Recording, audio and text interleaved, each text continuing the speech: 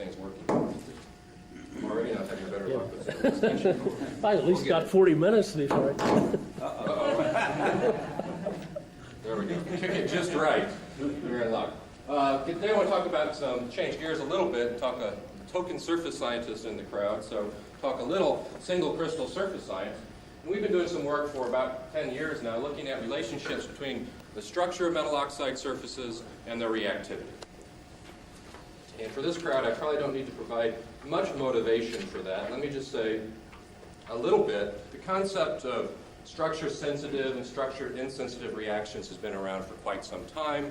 Initially applied to metals. Typically, you would think of a metal crystallite size effect. If you see a change in reactivities, you change the size of crystallite. That reaction was called structure-sensitive. More recently, with surface science, people have started looking at crystallographic plane dependencies for metals, look at different exposed crystal planes, see if that affects reactivity. And in some cases, it does. But in general, for metals, structural effects are typically small. They're subtle. They're measurable, but in many cases quite small. When you go to metal oxides, you have much more complex structures. And not surprisingly, structural effects can be very important. In fact, you can have reactions that the activity is very dependent on which crystallographic plane you have exposed on the surface. Okay? So the important thing is for metal oxides, you can have very pronounced variations in reactivity with structure. The important parameters here are things like crystallographic orientation, what crystallographic plane you have exposed. I'll show some examples of this today. If you have one specific oxide, you can expose different crystallographic planes. Those planes may have different composition. You have cations and anions, especially if you have mixed oxides. You could have different types of cations on the surface. You can have different coordination numbers. Cations and anions may have different numbers of dangling bonds on different surfaces. Another area for oxides that's important is in the area of defects. Oxygen vacancies are commonly thought to be reactive sites for many reactions. You can have different types of defects on different surfaces. As an example of this, let me put up just a simple ball model of a metal oxide surface. This is actually for rutile, which is what TiO2 crystallizes in. So if we have same bulk structure here, we're just looking at several different surfaces. The point I want to make is the surface structures are complex. Again, we have both cations and anions exposed. Each surface has different numbers of coordination vacancies for the surface cations and anions. In this case, we have a series of bridging oxygens on the surface. We might expect those to be good sites for oxidation reactions. And this surface, we have more in-plane oxygens. Again, we can see the coordination environments around the metal cations here are different on the surfaces. If we create oxygen vacancies on the surfaces, where I've shown a few here where the red arrows are, these are kind of crude structures. But the important thing here is the configuration around the oxygen vacancies is different on each surface. Okay, so what I want to do today is actually go through a couple examples, systems that we've looked at where structure becomes very important in looking at the reactivity of oxide surfaces. First example I want to talk about is a case where crystallographic orientation is important, and this is some work we've done, must have been 10 years ago now, but I think it's a nice example, and that's looking at the reactivity of two different surfaces of zinc oxide. I'll show you what these surfaces look like in just a minute. We've looked at the reaction of a variety of oxygenates on these surfaces. We've looked at carboxylic acids, aldehydes, and alcohols. Today I want to talk about just one molecule because it's a good example, and that's the reaction of formic acid on the 0001 and 0001 bar surfaces of zinc oxide. Second example I'll talk about is the reaction of methanol on zirconia surfaces. And we're looking at cubic zirconia, looking at the 100 and 110 surfaces. We've also done work looking at how oxygen defects affect reactivity on surfaces. We've done some recent work looking at formate decomposition on zirconia. And then very recently, we've started looking at how structure can affect the interactions with metals on metal oxide surfaces. And unfortunately, today I won't have time to talk about this work. All right. So again, we're doing all surface science type work here. So our experimental approach is we take a macroscopic single crystal. This allows us to, at least in theory, vary the structure in a systematic way by exposing different crystal planes. If we're lucky, we can also get a handle on what the structure of each surface is. We do most, if not all, of our experiments in ultra-high vacuum, and we have at our disposal a whole variety of surface-sensitive spectroscopic techniques that That allows to measure the kinetics of the reactions on the surfaces and also probe what the structure of the surface is and the structure of adsorbates on the surface. Okay, so let's start with the example of zinc oxide. Zinc oxide has a quartzite crystal lattice. And simple ball model here. Small black balls are the zinc cations. They're tetrahedrally coordinated to the oxygens. The oxygens are also, in turn, tetrahedrally coordinated to zinc. Two surfaces that we've done reaction studies on are the top surface here, which is the 0001 surface. A model of that is shown down here. It has formally composed an outermost array of zinc. We have hexagonal array of zinc. There's a subsurface layer of oxygen. And on this surface, really both the zinc and the oxygen are exposed. If we flip the crystal over and look at the backside of it, we have the surface along the bottom here. And really, it's just flipping this surface over. It's shown schematically here, composed formally of just oxygen. And due to the difference in size of the cations and anions, the zinc here is really down here in the holes and really not exposed on this surface. So this is a case where we have two different structures. This surface is all oxygen. If we're doing oxidation chemistry, oxidation reactions, selective oxidation, we may expect this surface to be more active, the oxygen is more accessible than on the zinc-terminated surface. And what we actually find is that that's not the case. All right, so let's look at some temperature-programmed desorption data. So we're just, in this case, absorbing formic acid.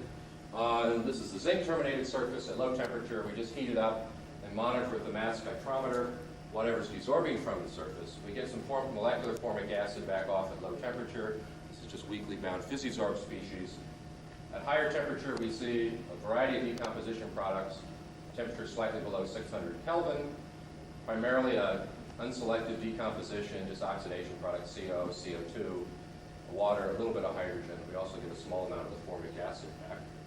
The most likely intermediate that's decomposing that gives us products is this formate anion, the species sitting on the surface. If that's the case, the formate should be stable in this region. Indeed, what we're doing here is we have dissociative adsorption. Think of this as an acid-base reaction where we pull off the hydroxyl proton to form this formate anion. We can actually get a better handle of what intermediates we have by doing some vibrational spectroscopy of the species on the surfaces. And let me just say a little bit about that. Some of you, I'm sure, are familiar with the technique of electron energy loss spectroscopy. It's been applied for some time to looking at adsorbates on metal surfaces, metal single crystals. We've been pioneering the application of this to metal oxides. And what one does in this technique is, instead of using photons to get an infrared vibrational spectrum, we use electrons. We basically take a monoenergetic beam of electrons, bounce it off the surface. Electrons, like photons, can excite vibrational modes of either adsorbates on the surface, or in the case of an oxide, the surface itself. They lose energy when they do that. If we then measure the kinetic energy distribution of the reflected electrons, we get a vibrational spectrum of the surface of the material. Okay. A couple of problems when you apply this to oxides. Let me just mention these very briefly. If you look at an oxide, unlike a metal, the oxide lattice itself can be infrared active. Think of something like zinc oxide. You could have a zinc oxygen stretching mode. Turns out you actually have these lattice phonon modes that have very big cross sections, very large dipole moments associated with them. So they produce very large peaks in your vibrational spectrum. So this is a spectrum of the zinc oxide surface, the zinc terminated surface. The large peak at zero loss energy here is just elastically scattered electrons, electrons that didn't lose energy. The peak at 600 wave numbers is due to this lattice phonon, which is zinc oxygen stretching mode. These higher order peaks are actually due to electrons that have excited more than one quanta of this phonon vibrational mode. This actually causes a problem because we're going to put adsorbates on the surface. Adsorbate losses tend to be very small. They're going to be lost in the sea of big peaks. I don't want to go through how we do this in any detail other than to say if we get inventive in how we massage our data, we can actually use some Fourier deconvolution techniques to actually remove these higher order combination terms from the spectra. What this does is creates a flat region, at least above about 500 or 600 wave numbers, where we can look at adsorbates. Okay, so I guess all the spectra I'll be showing today, subsequent to this one, we've actually applied this Fourier deconvolution. Okay, so that's the technique. Let's look at some data. This again is for formic acid on the zinc terminated surface is zinc oxide. The bottom spectrum here is the vibrational spectrum we get if we absorb formic acid at 160 Kelvin. I haven't shown the elastically scattered electron peak here. This large peak that's off scale in all the spectra is due to this phonon mode. So we've blown things up. We can see the adsorbate losses. The important thing for the spectra at low temperature is it looks like formic acid. It looks like a molecular species. We actually see a very broad OH stretching mode as opposed to a discrete OH stretch, which suggests that we have hydrogen bonding. And in fact, if we do a detailed analysis of the spectrum, it suggests that we probably have formic acid dimers sitting on the surface. Now, if we heat this up to room temperature or slightly above, we see some differences. One of the most important is that we see the emergence of a discrete OH stretching mode at around 3600 wave numbers. This indicates that we do have dissociative adsorption. This is where we'd expect to see an OH group sitting on the surface OH stretch, as opposed to the OH of the formic acid. The other peaks actually correspond to the OCO, the symmetric and asymmetric stretch of this formate atom. So this is a case where we have acid-base chemistry going on. The surface extracts a proton from the formic acid, and we form the stable formate anion on the surface. This thing decomposes around 575 Kelvin to give us carbon oxides and water. All right, so that's on the zinc-terminated surface. Now, if we flip the crystal over, do similar experiments on the oxygen-terminated surface, you may expect to see similar chemistry. We have oxygen there. We should be able to pull off protons. The punchline here is very simple. That doesn't occur. In fact, this is temperature programmed desorption for data for formic acid on this oxygen-terminated surface. Basically, all we see is formic acid coming off at low temperature. We don't see any high-temperature decomposition products. And indeed, I won't show the data, but if we do vibrational spectroscopy of the adsorbates in this case, all we see is molecular formic acid, as we only have molecular species being formed on this surface. So this is an example where we're looking at a rather simple reaction, just dissociative adsorption of a Bronsted acid on a surface, but we can see that the structure of the surface is very important. In fact, we have a very marked structural sensitivity. As we have one surface that's very active, another surface that we don't have slightly less activity, it's just completely inactive for the reaction. Of course, the important thing is to try to explain what's causing this difference in activity. And for zinc oxide, I think we can do that if we just go back and look at the structure of the surface. As I pointed out earlier, a common way to explain these reactions is in terms of an acid-base mechanism. People have proposed this type of mechanism for quite some time. For zinc oxide, I think Kokis is one of the first to suggest this, where the active site is actually a surface cation-anion site pair.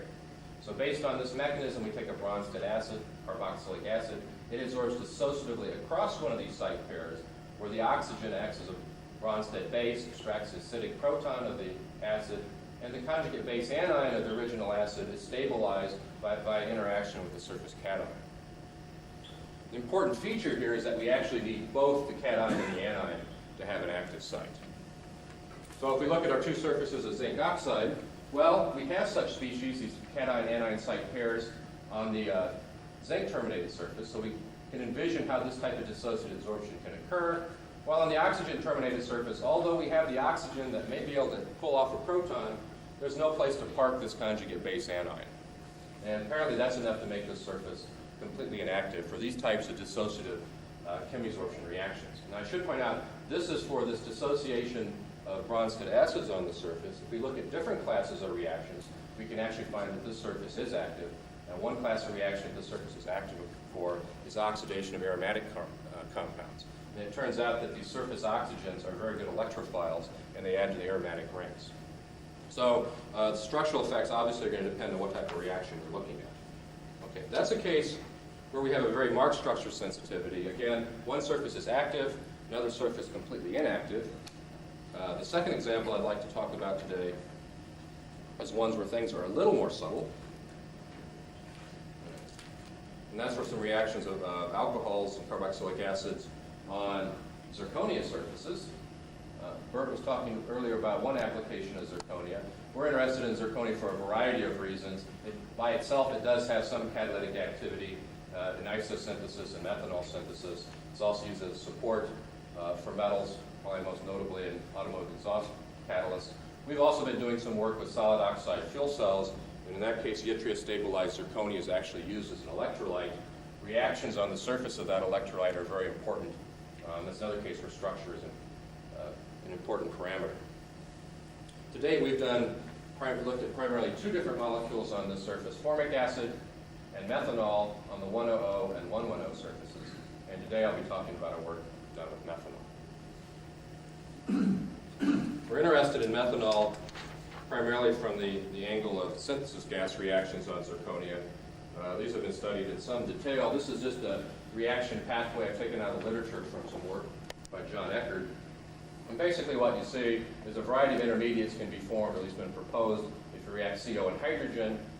I have circled here methoxide and dioxymethylene. I probably should have circled the formate species as well. We're actually interested in what are the site requirements for the formation of these different types of intermediates.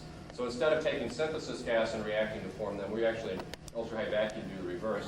We take methanol and look at the decomposition pathways. So let me say just a little bit about the structure of zirconia. Many of you are familiar with this. Talked about it a little bit in the previous talk. Zirconia has a very complex phase diagram. At low temperature, the monoclinic phase is stable. At intermediate temperature is tetragonal. And at high temperature, cubic. We've actually been doing our work on the cubic phase. You can stabilize this at low temperature by doping the lattice with a little bit of yttria. So we've actually been working on yttria-stabilized zirconia. The cubic phase has this fluoride structure shown here. It's rather complex. Each of the zirconiums has actually 8 oxygens surrounding it.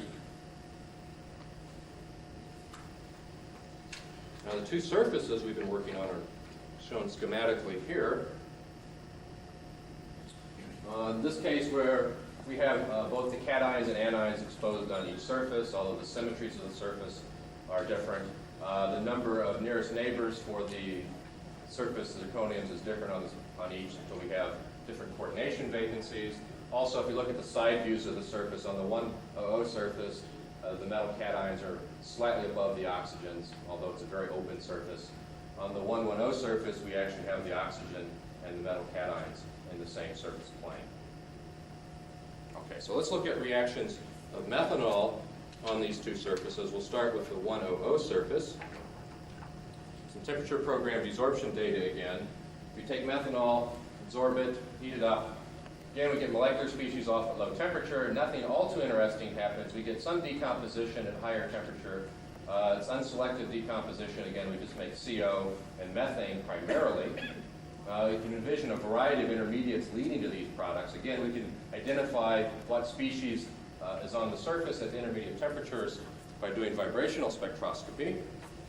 And in this case, for the 100 surface, things are rather straightforward.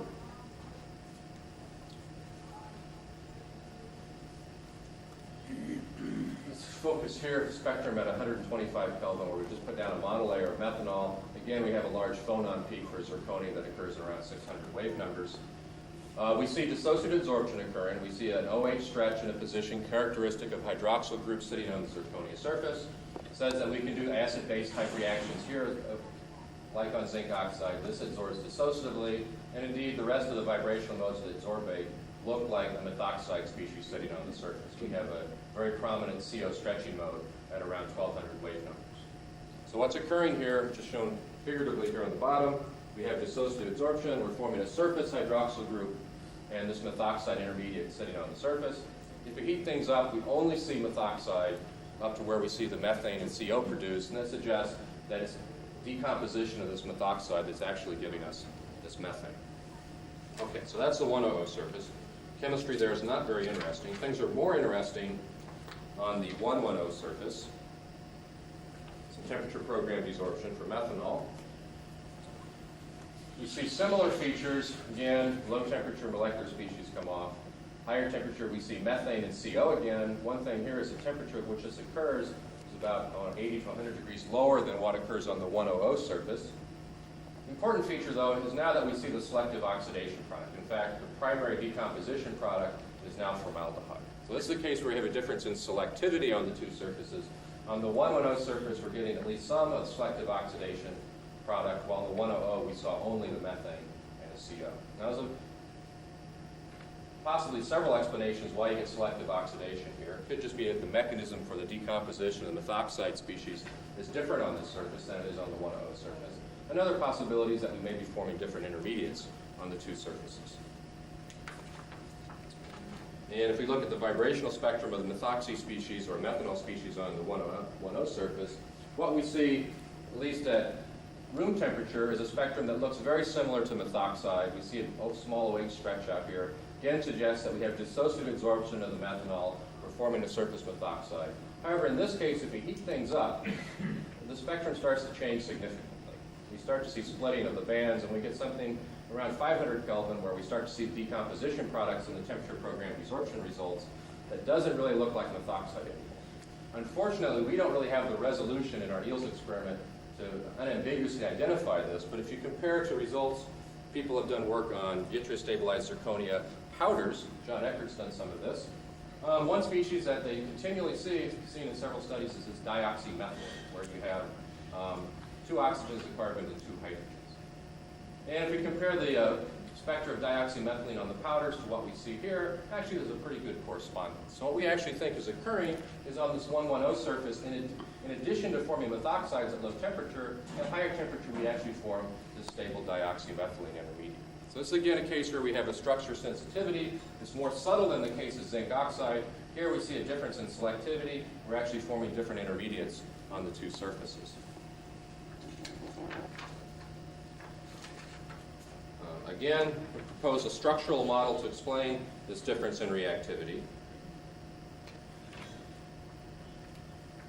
If we look at a methoxide intermediate sitting on the 1,0 surface, again, in 1,0 we have zirconium in the outermost layer, a subsurface layer of oxygen. I probably should have drawn this with the carbon-oxygen bond over here at an angle. If we're going to make a dioxymethylene from this methoxide in this surface, what we have to do is have an oxygen attack, think of a nucleophilic attack of this carbon, and also take off a hydrogen. If you try to envision a transition state to do that, there's no way of really doing that without having the methyl group or the hydrogens really pushed into the surface. This suggests for steric reasons, you're not going to be able to form this dioxymethylene type intermediate here. Well, on the 1,1,0 surface, where we have the zirconium and oxygen in the same plane, it's more easy to envision how we can get from this methoxide intermediate to this dioxymethylene. I've just drawn this where we've actually extracted an oxygen from the lattice. Here, with the carbon, the oxygen can undergo a nucleophilic attack reaction with the carbon. It's hard to show this in 2 dimensions, but if I had a 3-dimensional picture, there'd be another oxygen into the plane here, which can interact with this hydrogen. At least in this case, there's a plausible transition state of getting this to this dioxymethylene. So again, what we think here is just really the geometric structure of the surface that's very important in directing what intermediates that we actually make. Okay, so that's 2 examples for reactions of oxygenates on oxide surfaces. On zinc oxide, we saw a difference in activity. Here we see a difference in selectivity. Since I've got a few minutes here, let me also show an example of a metal reacting on an oxide. And this will be a case, instead of looking at crystallographic orientation, how that affects reactivity, we'll look at a case where oxygen defects are important. This is a timely example.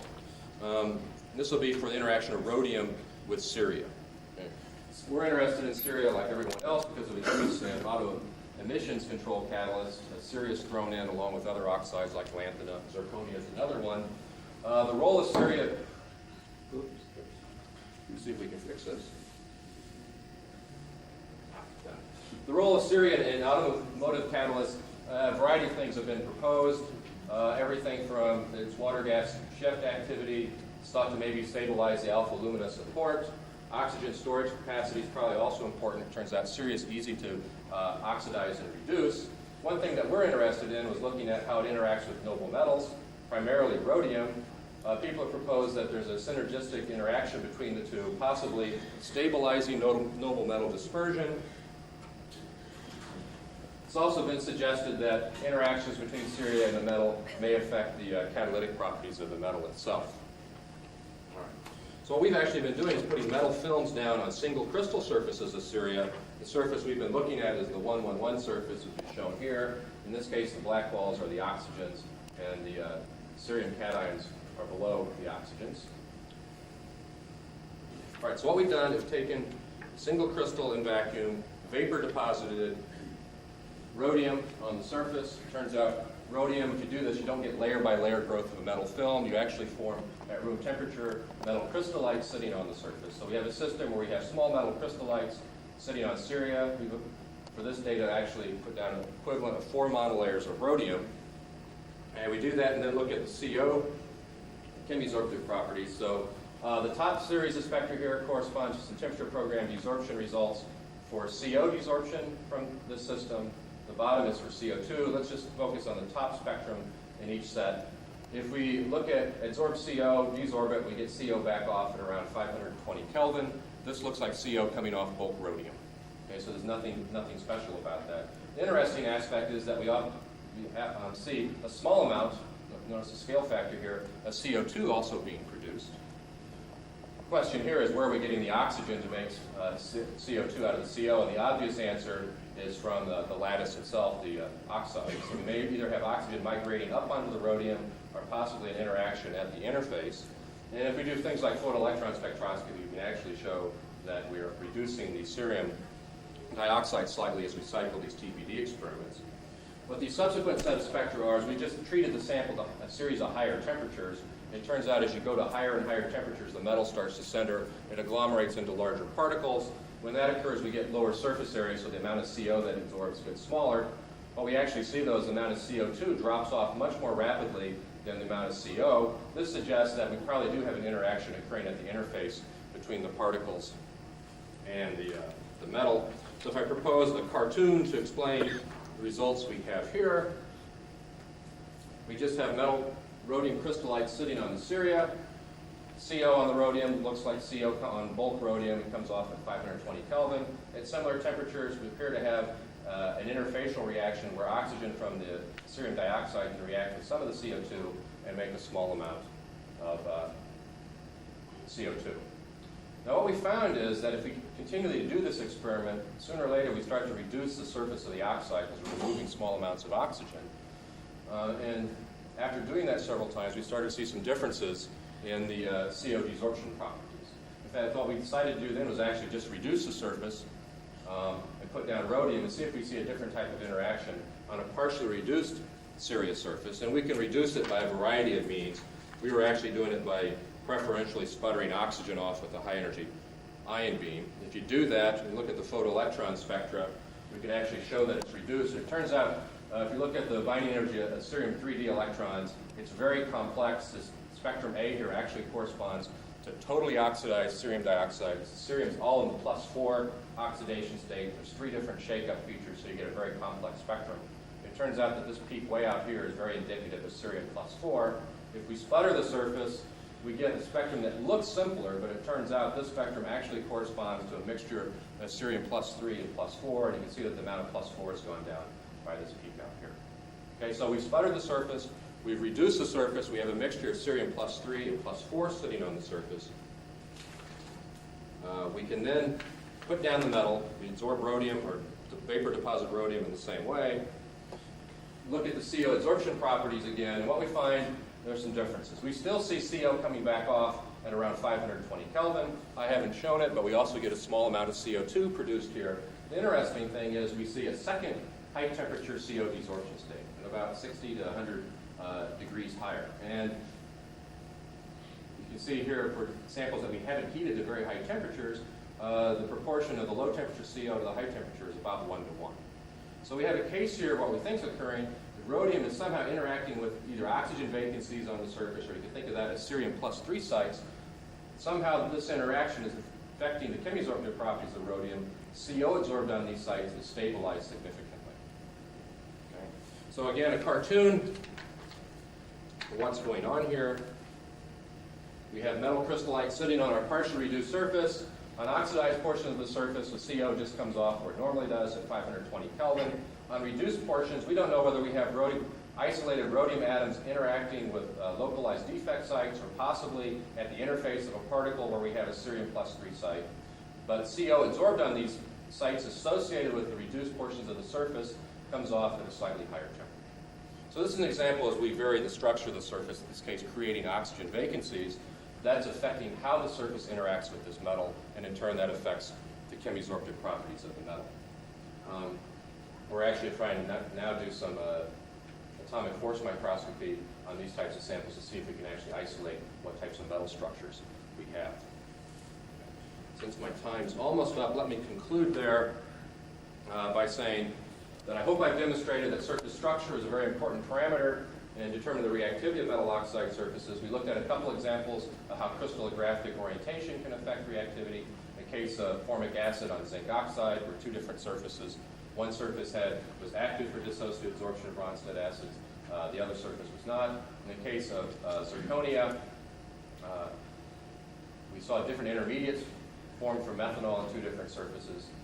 The last example I talked about was metal support interactions on rhodium, where we found that oxygen vacancies could also be very important in determining the reactivity of metal oxide surfaces. And with that, I think I'll conclude. And again, thank you for your attention.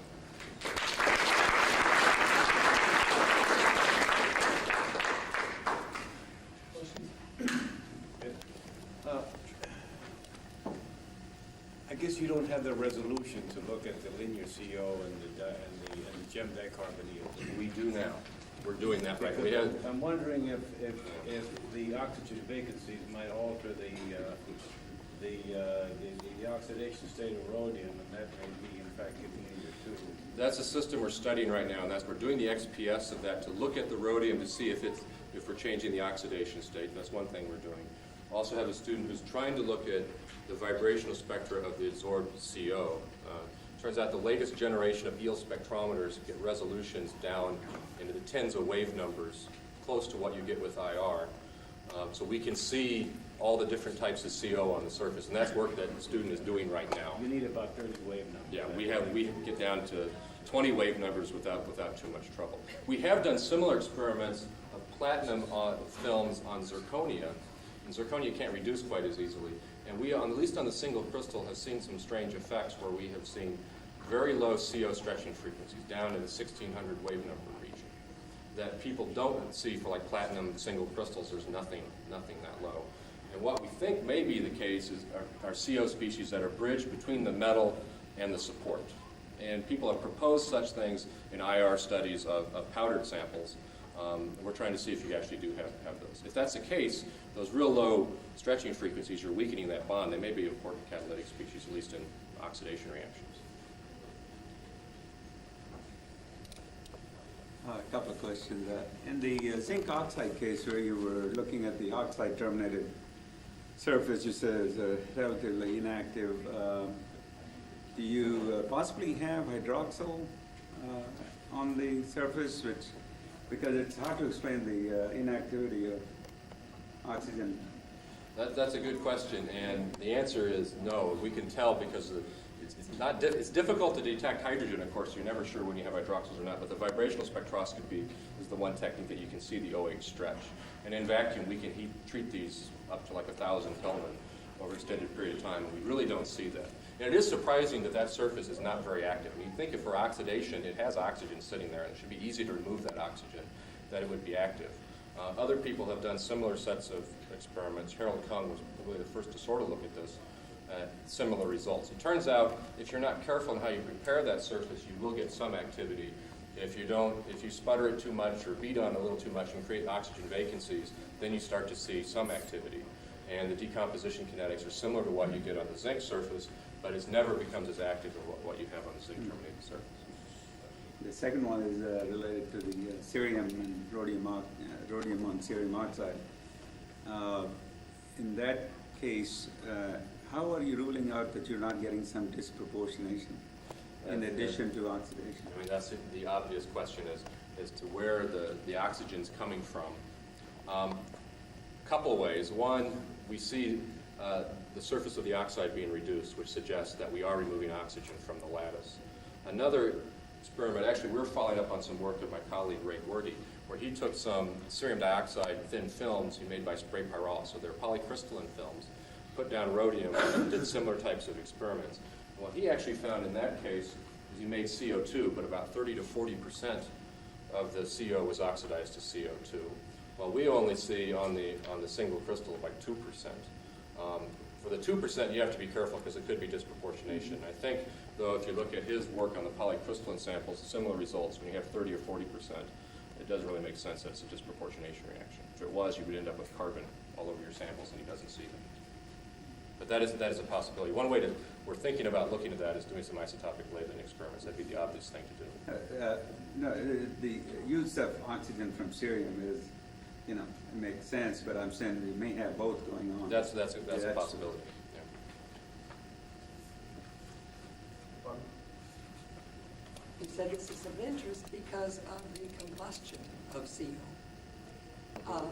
And your results show that when you reduce your Syria surface, you end up getting the rhodium with the CO, which More desorpts the CO. stabilized.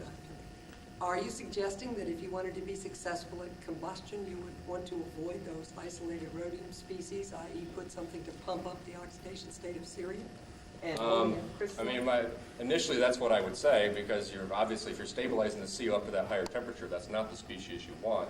Of course, we're doing things in ultra-high vacuum. If you're in a real system where you have oxygen around or water around, water on the surface may change things significantly. Whether you could maintain those reduced species or not in a real automotive system is an open question. But it's possible under lean conditions that you may have such species. What was the rhodium loading on your Syrian and the crystalline centers? We put down the equivalent of 4 monolayers, and if you take that and done some AFM work and heat it up where it forms particles at room temperature, and I believe we're talking about 30 to 40 nanometers in size, so fairly small. Well, depends on your what length scales you're interested in. But that's a function of how high you heat the sample. If you heat it up and anneal at high temperature, you start getting pretty massive particles on the surface. Can I ask you a quick question? Sure. There's something that I've always wondered about when you do these studies of different crystal surfaces. You have the capability of looking at these with XPS, the different zirconia surfaces primarily. Can you see that those zirconia have different electronic structures depending on which surface is exposed? Or is that Some surfaces you can, zirconia you can't. The problem you run into is that XPS samples about the first 30 or 40 angstroms, so it's really a bulk technique. If you start doing glazing incidence things, you can pick off small differences. There's some cases where there are big differences between surfaces, but those tend to be very subtle, small differences. Do you think that some of the catalysis that you're seeing may be due to some of those different chemistry of the zirconia metal center? That's a good question, and the problem here is just that. How do you identify what that surface electronic structure is? If you could find a way of correlating the different electronic properties on 2 surfaces, you might be able to relate that to catalysis, but at this point it's a difficult thing to do. I have been involved this for a long time, but isn't rhodium on the Syria its main function or one of the key functions to convert NOx back to nitrogen? That's one of the things it's supposed to be good at, yes. Yeah, and your study, have you done any looking in that direction? We haven't done anything in that direction yet, but my colleague Ray Gordy has done some extensive studies in that area. Reformulated fuel where it's... Again, in that system, it looks like oxygen migration from the Syria or reaction at the interface between the rhodium and the Syria is important. It's a case where somehow there's an interaction between rhodium and Syria that allows you to get oxygen from the Syria to do reactions on the rhodium, and the similar effects that happen for the NO in that case. Any further questions? Well, if not, let's break for about a half an hour. Let's reconvene about 10 o'clock.